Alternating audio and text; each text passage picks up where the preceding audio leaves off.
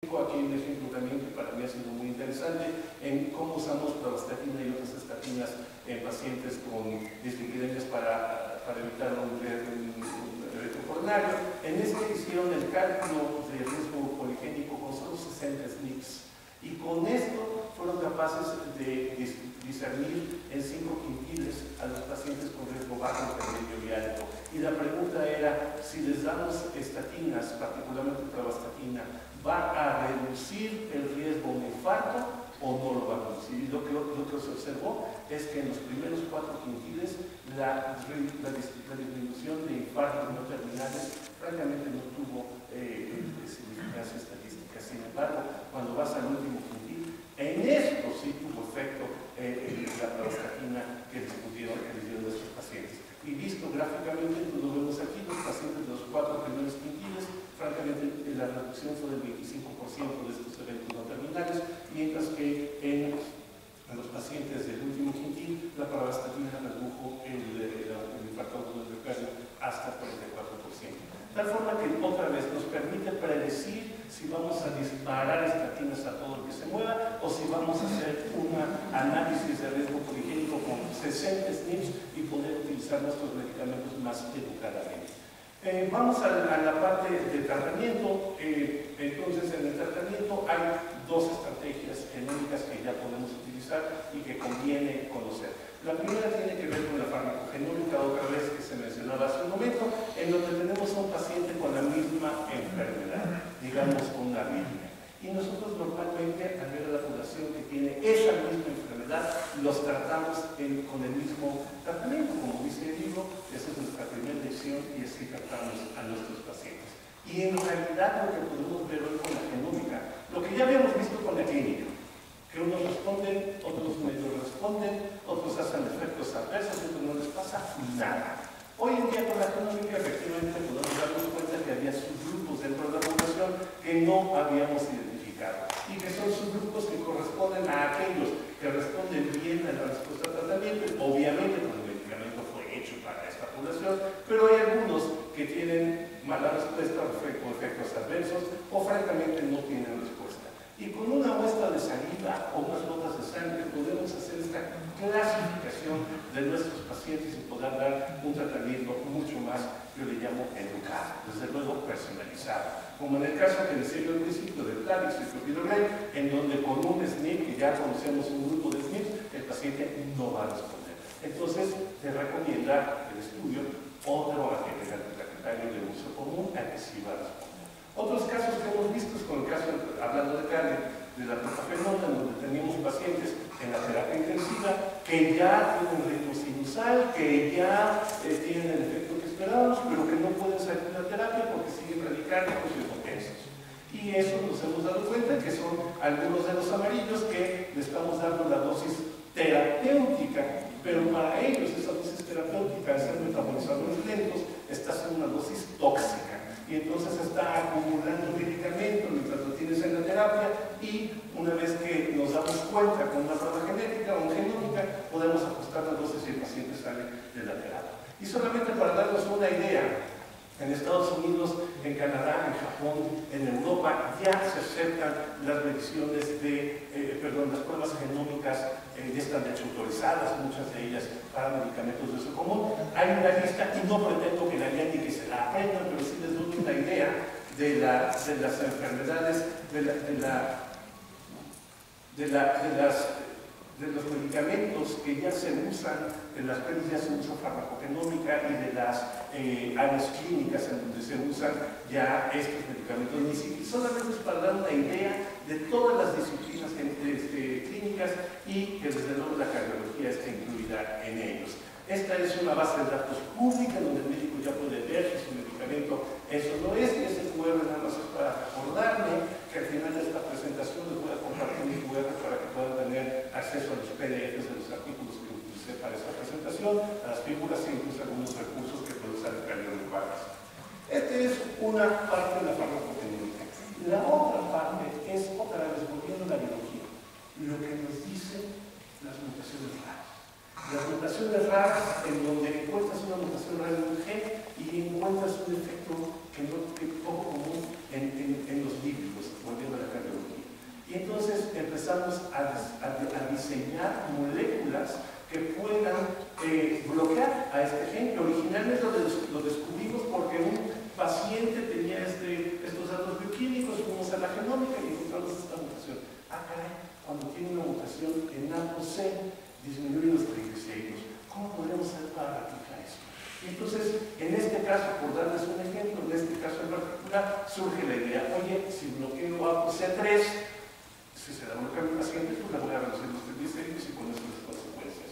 Y bueno, dicho y hecho, hay una molécula que universal, que una sarsen que seguramente ustedes leyeron en el New England hace 15 días, donde, y si no, se los voy a dejar después para que lo vean, en donde sarsen diseñaron una molécula antisentido para bloquear el ApoC3 en nuestro paciente. Y lo que hicieron estos investigadores fue, por si no lo leyeron, aquí les doy un resumen, básicamente sabiendo que los triglicéridos generan estos daños cardiovasculares en otros órganos y que el aumento de triglicéridos por diferentes causas todo está relacionado con ApoE3. Si bloqueamos ApoC3, la hipótesis con un antisentido y con un ligando que usa un receptor nato de la membrana celular, bloqueamos el RNA mensajero, destruimos el RNA mensajero y por lo tanto no se produce ApoC3. Ya llegaron a la fase 2B, utilizando pacientes con hipertrigliceridemia moderada, con el riesgo cardiovascular, hipertrigliceridemia severa, utilizando dosis de 50 y 80 miligramos y desde luego un grupo placebo. Se los dieron por 12 meses, una inyección cada mes, y lo que ocurrió después de 6 meses, cuando vemos los triglicéridos, sin importar que fuera la dosis de 50 o la dosis de 80, los triglicéridos disminuyeron el 50% con cualquiera de esas dos dosis, con una dosis mensual. No solo eso, sino que además de esta disminución de 50 puntos en triglicéridos, efectivamente bajó ApoC3, también bajó los ApoB y la colesterol LDL. Los efectos adversos que tuvo este medicamento fueron prácticamente los mismos para lo que tienen las dosis y el grupo placebo, y desde luego concluyen que para hipertrigliceridemia moderada o severa, el uso de esta molécula antisentido que le llaman Codesarsen, pues en 6 meses permite una reducción de triglicéridos. Y claro que son ideas que surgen del estudio genómico de las vías metabólicas. Y yo desde luego les estoy muy agradecido a mi cardiólogo aquí presente por sumarme el desafío todos los días. Pero si desde unos meses me pudiera decir que con una dosis mensual bajamos a la mitad y nos olvidamos de estar con la compliance que a veces el paciente no necesariamente lleva a cabo apropiadamente, pues sería una gran idea. Entonces la genómica a través del estudio de poblaciones y de casos raros nos puede identificar estas vías metabólicas. Termino con la última parte muy brevemente, porque como dicen, no solamente les resta el remedio, sino también el trapito. Entonces quisiera revisar básicamente qué hacemos cuando tenemos un paciente y queremos usar la genómica. Básicamente existen ya recursos genómicos para el médico. Y aquí nos encontramos ante 3 escenarios, claramente, cuando tenemos un paciente enfermo. El primer escenario es cuando tenemos una situación clínica en donde el padecimiento es poco frecuente, es un cuadro típico de hipercolesterolemia familiar, por decir algo. Tenemos a otros afectados, el papá, la mamá, el hijo y un hermano. Cuando hacemos el pedigree, cuando menos si no somos genetistas ya nos dimos cuenta que tiene un patrón mendeliano, y aquí lo que conviene es hacer la secuencia del gen, porque ustedes ya saben que esto pinta para eso. Otro caso que me llega muy frecuente es cuando yo tengo un hermano que vive en un país industrializado y le hicieron este estudio y tiene esta mutación. Entonces, en este caso, ustedes pueden solicitar la mutación específica, directamente la mutación que buscan, que es la que tiene el familiar, y con eso pueden ustedes identificar si eso no es. Esos son casos raros. El segundo escenario es cuando tienen sospecha de una heterogeneidad genética. Esta es una arritmia que parece esto, pero caray, el diagnóstico diferencial no me queda claro. Sí tiene familia, historia familiar, no es mendeliana, pero tiene una tía por acá y un sobrino por allá, o no lo tiene, y entonces lo que quiero es más bien un panel genético. Oiga, analícenme todos los genes que tienen que ver con arritmias, rapidito para que pueda yo hacer mi diagnóstico diferencial. Y en este caso, hoy en día ya tenemos paneles genéticos, quiero dejarles 5 para el cardiólogo. El primer panel que les quiero comentar es el tamizaje cardiovascular. Este es un panel que hacemos para el paciente sano, no para el paciente de la clínica de cardio, pero es un paciente en donde es un panel en donde secuenciamos estos 83 genes y que pueden detectar estas 34 enfermedades cardiovasculares. Hay otras más para el especialista, como el panel de arritmias, en donde podemos distinguir entre estos 15 síndromes arrítmicos con 80 genes. Se dan ustedes cuenta aquí una cosa, son solamente 15 contra 80. Esto nos habla de la heterogeneidad genética, que pueden ser diferentes genes los que causan una misma enfermedad. Entonces secuenciamos esos 80 y podemos distinguir la arritmia de la que se trata, la arritmia genética. Lo mismo el panel de cardiomiopatías, que este detecta 25 y analizando la secuencia de 121 genes. El otro es el que tiene que ver con el panel integral de dislipidemias, que te indica cuál es, y en todos estos casos te permite tener un tratamiento mucho más personalizado. Y el último, que desde luego es muy útil, particularmente cuando el paciente no está respondiendo bien, o cuando vamos a utilizar un medicamento nuevo, o cuando hay algún antecedente raro que en la familia no funcionó el medicamento, el panel de farmacogenómica, que aquí solamente presento el capítulo de la cardiología con 41 medicamentos, pero que en realidad son 250 medicamentos y 25 genes los que analiza un panel como este. Entonces, este es nuestro segundo caso, en donde decimos, caray, tengo una idea bastante clara de lo que es, pero una igualita me serviría mucho.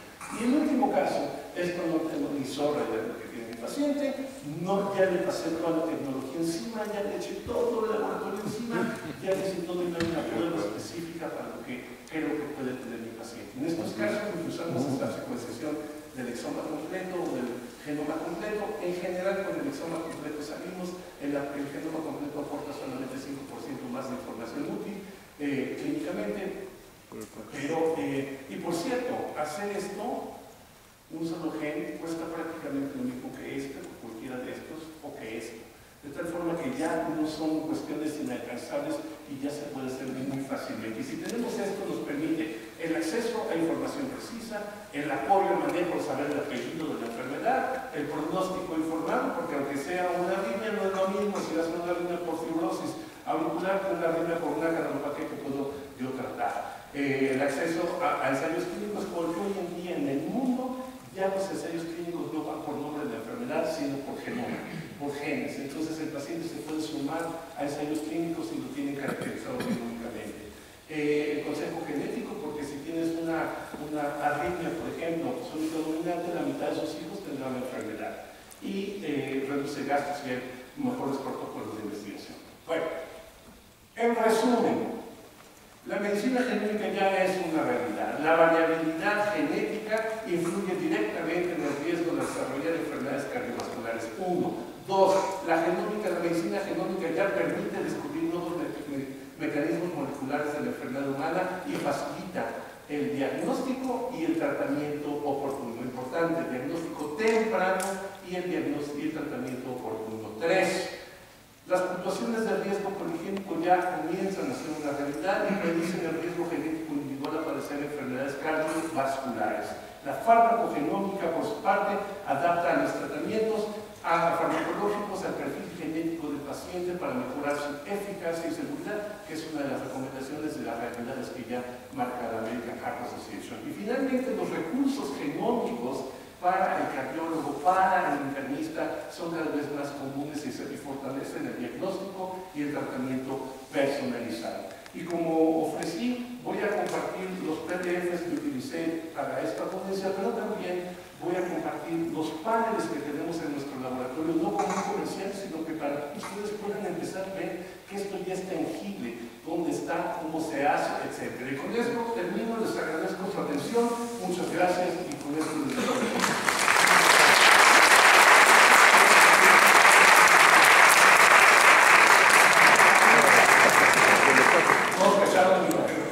¿Podemos hacer algo en código QR una vez más, por favor? Que algunos se quedan con la cámara puesta y no logran buscarlo. Ahí pueden bajar los PDFs, ahí pueden bajar y encontrar los paneles y lo que se hace.